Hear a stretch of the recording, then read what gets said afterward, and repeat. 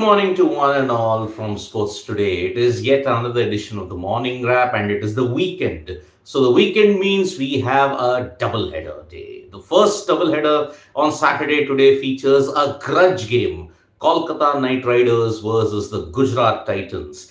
Remember, Kolkata Knight Riders had spectacularly beaten the Gujarat Titans in their own den at the Narendra Modi Stadium.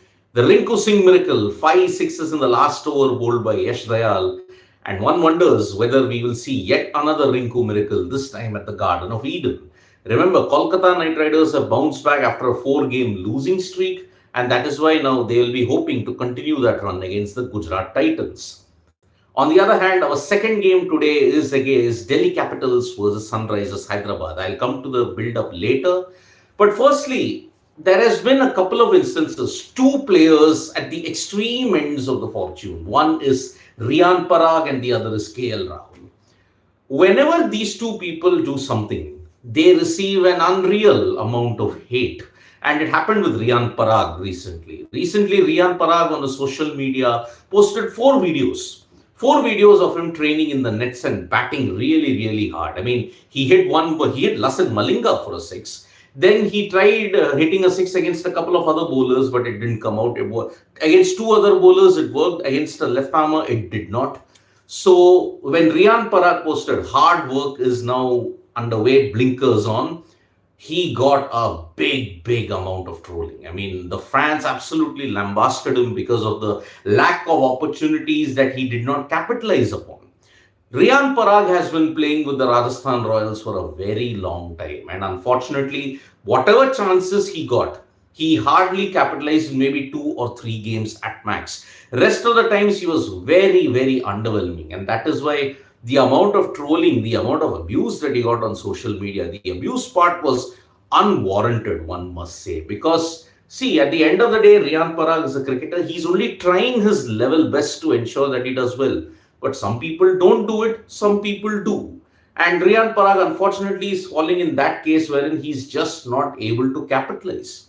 Maybe his chances now of playing a lot more in IPL 2023 have further diminished because Dhruv Jurel has capitalized on it, and in just 3 or 4 games, he's already proving to be one of the finds of IPL 2023. I mean, look at the knock that he played against Chennai Super Kings. Dhruv Jurel was simply fantastic.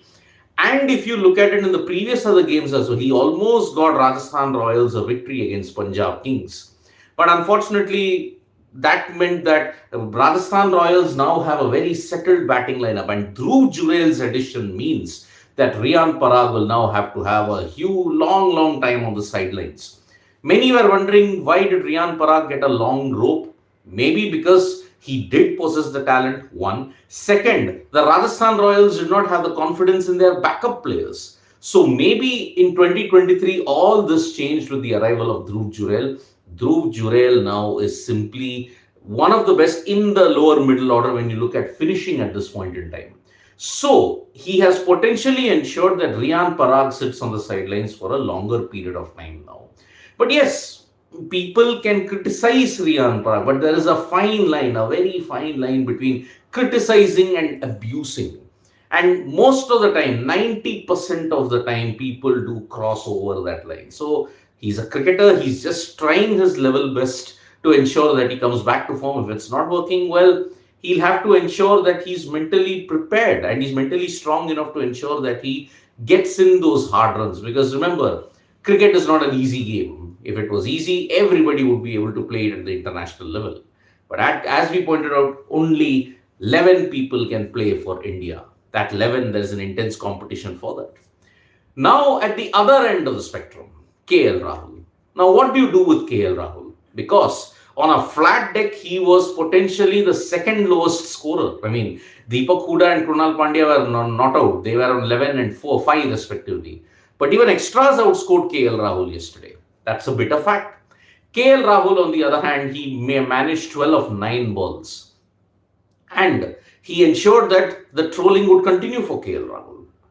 But all that was swept under the carpet because Lucknow Super Giants created history at Mohali yesterday. It was the highest score ever in T20 cricket played in Mohali. It was the second highest total in the history of IPL because Kyle Mayers, Marcus Stoinis, Nicholas Pooran, everybody chipped in and ensured that they got big, big runs. So KL Rahul was the only failure at the top, and the trolling that he got, some, I would say, borderline, they were a little funny, but on the other hand, most were very abusive. And yet again, fans in India will have to realize the fact that, see, a cricketer tries his level best. He does not want to get out deliberately.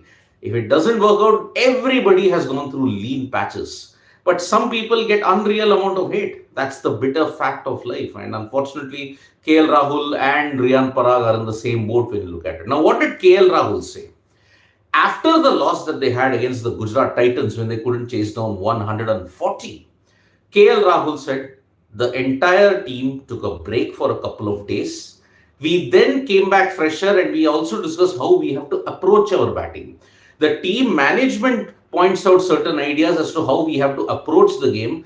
I then decide if it is suitable to our plan. If it is suitable to our plan, then and only then we ensure that. Sorry. Sorry, folks, I just had a bit of a technical glitch at this point in time. So I was saying, KL Rahul, after the game against the Gujarat Titans, he decided that let us all take a break. They took a break for a couple of days. They came back fresh with newer ideas. After the newer ideas were implemented, the approach was decided how to play about it. And it looked like everybody listened to that approach because Lucknow Super Giants were just batting on a different level altogether. KL Rahul said that the team management discusses ideas.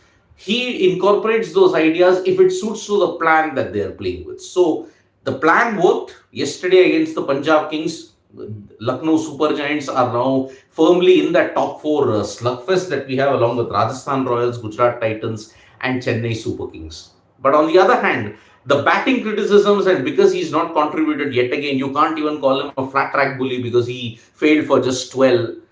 Yes, all these things are valid. Yes, he has struggled with the bat. Unfortunately, when he even hit a 50, the strike rate was a major issue. So if KL Rahul, if that confidence does not come over into the ODIs, then I think the rope has ended for KL Rahul, unfortunately. So that is why it's tough times for KL Rahul, but one hopes that he can continue doing the good work because, see, India needs KL Rahul in an ODI World Cup year. He has been much better in ODIs as compared to the other formats. Yes, T20s has been an epic struggle for him in the last couple of years. He's not scored against big opponents. Agreed. He has not done well consistently when it comes to strike rate. Agreed. But he is a very important player. And with Rishabh Pant's injury now, his importance now only magnifies in the coming months. So KL Rahul is walking on a tightrope. He continues to walk on a tightrope, but the abuse, the funny tweets will all continue coming his way unless he doesn't have a great knock with the bat. He doesn't have a great season in the IPL. Unfortunately, that seems to be the case at this point in time now. So, as I had mentioned, today is a double-header, Kolkata Knight Riders versus Gujarat Titans Part 2. Can Gujarat Titans get their revenge? Can Kolkata Knight Riders bring upon yet another Rinku miracle against the same opponents, the defending champions, by the way? So, that is the first game, the day game today. And then we have Delhi Capitals versus Sunrisers Hyderabad. Unfortunately, Washington Sundar is out of the IPL. I mean, he is the walking injured if we have to look at it because Washington Sundar suffered a split webbing. He then suffered COVID. He then suffered a shoulder injury. Now he's got a hamstring injury, which is why it is very, very frustrating if you're Washington Sundar. He had just come into his own, 3 wickets in the game against Delhi Capitals, but now he's out of the IPL. Delhi Capitals, on the other hand, have now won 2 consecutive games. Can they achieve a third at the at the Arun Jaitley Stadium today? Because if they do that, then they are on the path of resurgence then, and Kolkata Knight Riders and Sunrisers Hyderabad, if they lose their respective games, they are all but doomed to be playing for the wooden spoon, one feels. But there is still another 7 games to go for the teams. If they do well, fine. If they don't do well, it's a case of a missed opportunity yet again. So 2 games today, Sunrisers Hyderabad versus Delhi Capitals at the Arun Jaitley Stadium. Here, we hope that the weather remains fine because there are chances that we may have a shower towards the end of the day. towards the evening time. The forecast for this Sunday in the Delhi NCR region is actually not that great. So one hopes that the rain stays away today as well. Now, from the IPL, let us shift our attention to other sports. And in the world of wrestling, the protests have changed in such a way, the situation has changed in a very dynamic way because yesterday Bajrang Punia and the likes started trending a hashtag called I Stand With My Champions. Now, the demand is twofold. One, they wanted an FIR registered against Brij Bhushan Sharan Singh. Second, they wanted him arrested. Now, when all the celebrities from Neeraj Chopra to Nikhat Zareen to Abhinav Bindra to even the cricketers like Virendra Sehwag, Kapil Dev, Harbhajan Singh, when they all decided that they have to get in and they had to really tweet out and call out the lack of action that has been taken, towards the afternoon time, a major development happened. Delhi police finally agreed to file an FIR against Brij Bhushan Sharan Singh after the Supreme Court came down hard on them. Towards the night, we got a massive news development that two FIRs were filed two FIRs were filed. One under the POXO Act against Brij Bhushan Sharan Singh. Another one was also related to how the investigation has been going on. So two FIRs were filed. Because why did the POXO Act have to come in? Because one of the complainants is a minor. And the minor complaint comes under the POXO Act. POXO means Prevention of Child Sexual Offence Act. So if you are underage, if you are a minor, you are covered under the POXO Act. Because all these complainants that happened, 7 women wrestlers, including one minor, had filed a complaint. The Delhi police's inaction meant that the Supreme Court had to step in. And the Supreme Court also ordered the Delhi police that you have to provide protection to the minor because of the threat factor that is there.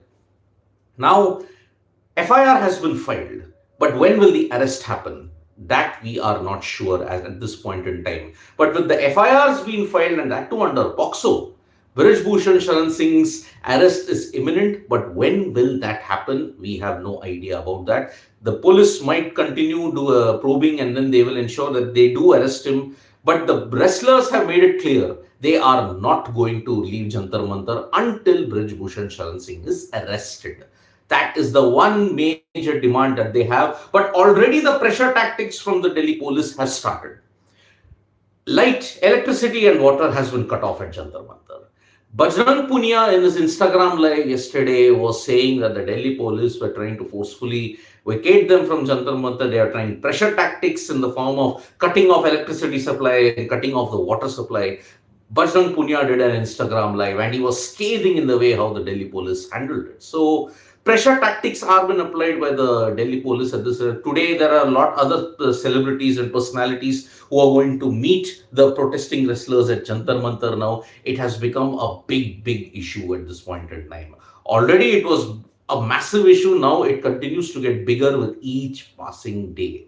So that is the current situation when it comes to the wrestlers standoff at this point in time. If Brij Bhushan Sharan Singh gets arrested, then the protesters might call off the agitation at Jantar Mantar.